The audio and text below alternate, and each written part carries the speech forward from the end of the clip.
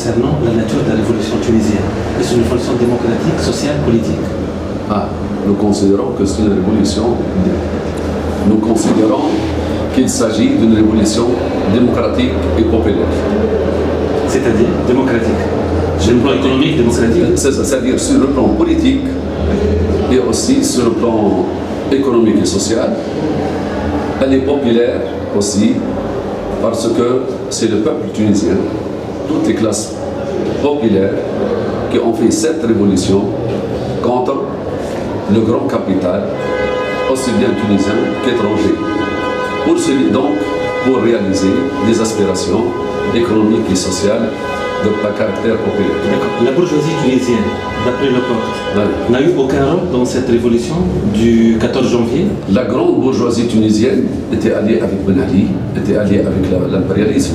Il y a des couches moyennes. La bourgeoisie nationale. Oui, il y a des couches bourgeoises, petites et moyennes bourgeoises, qui ont participé à cette révolution-là parce qu'elles étaient lésées aussi bien par la dictature que par la domination du capital étranger. D'accord. Qu'est-ce qui a empêché le Pacte, en tant que force moderniste aussi, n'est-ce pas, de rejoindre le pôle démocratique moderniste? Il s'agit d'un problème politique, parce que nous considérons que le pôle démocratique axe son travail essentiellement contre les courants religieux. Or, pour le PCOT, il ne s'agit pas seulement de barrer la route à tout État religieux despotique, mais il s'agit aussi de lutter contre les restes de la dictature. Donc pour nous, il y a deux tâches essentielles. La première tâche, lutter contre la dictature de Ben Ali, contre la dictature que nous a légué Ben Ali. Les restes de la dictature. Les restes de la dictature. Secondo, barrer la route, et c'est comme ça qu'on peut barrer la route à une dictature religieuse. C'est un problème tactique qui a été posé aussi du temps de Ben Ali. Certaines forces axaient la lutte contre le mouvement religieux tout en oubliant la lutte contre la dictature de Ben Ali. Donc pour le Pacte, la lutte, elle est concomitante, simultanée, lutter en même temps et contre les forces de la réaction et contre les restes de la dictature. C'est ça. Donc, mais le Pacte peut-il mener cette lutte en solo? Non, on peut la mener avec d'autres forces, avec le peuple tunisien.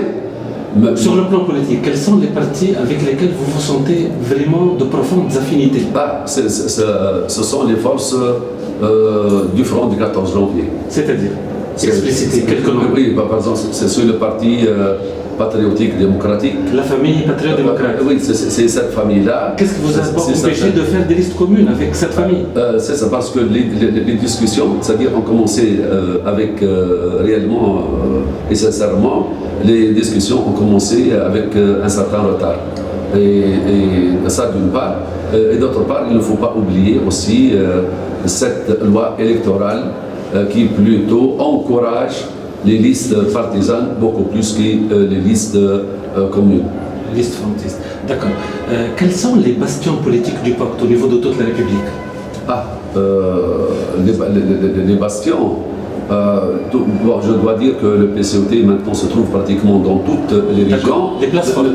Mais c'est surtout Gafsa, c'est des Bozid, Kasserine, je dirais même aussi. Ce sont des bastions traditionnels du Pacte. Oui, ce sont des bastions. Et aussi, même à Tunis, surtout les quartiers populaires. Oui. À propos de M. Kassim, si vous êtes pour ce scénario-là de sa reconduction après la Constitution? Non, pas du tout. Parce que pas du tout. Et nous allons même appeler à le démettre s'il voudrait rester.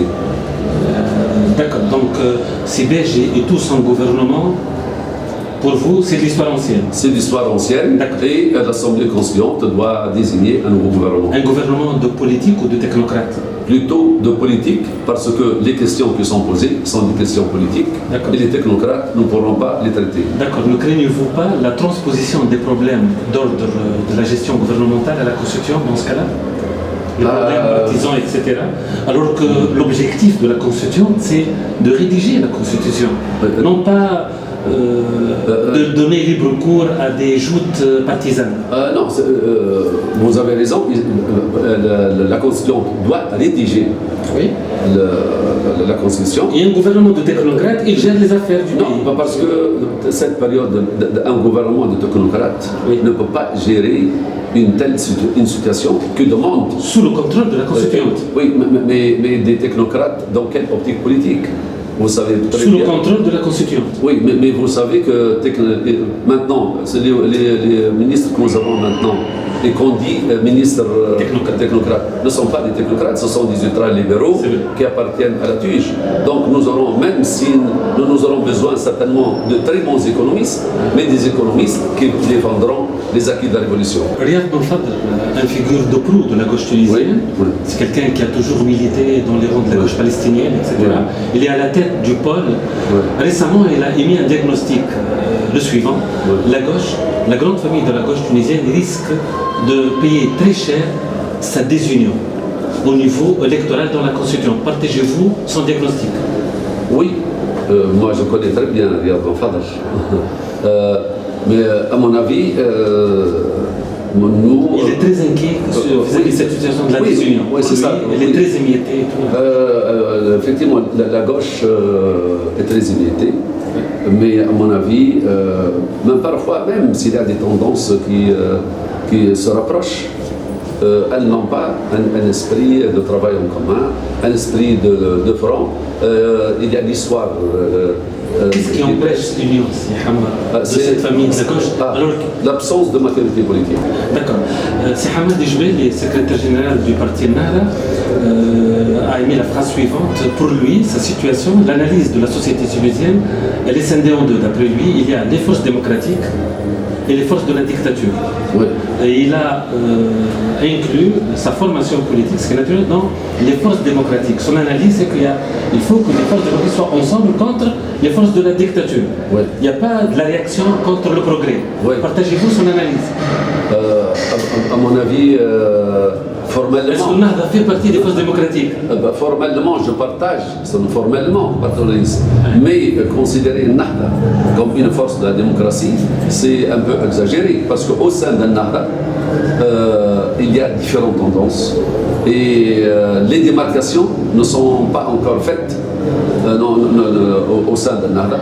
Certes, il y a une tendance plus ou moins réformiste, mais il y a une tendance... Qui représente cette tendance, d'après vous, réformiste? Cette tendance au sein de Nahda, moi je pourrais dire que quelqu'un comme, par exemple, Ali Al-Arayed ou certains qui étaient... Hamad Jebeli aussi représente cette tendance? Hamad Jebeli n'est pas clair. Non, pas clair. Non, Hamad Jebeli n'est pas clair. Mais moi je peux dire que ceux qui ont adopté cette nouvelle école musulmane que Mohamed Talbi appelle victorienne, maqasidiya, d'Ibn Shabbat. C'est-à-dire, pour eux, il ne s'agit pas d'appliquer les préceptes de l'islam à la lettre, mais il s'agit plutôt de voir la tendance générale, le but. Donc, leur approche réformiste s'appuie sur cet esprit-là.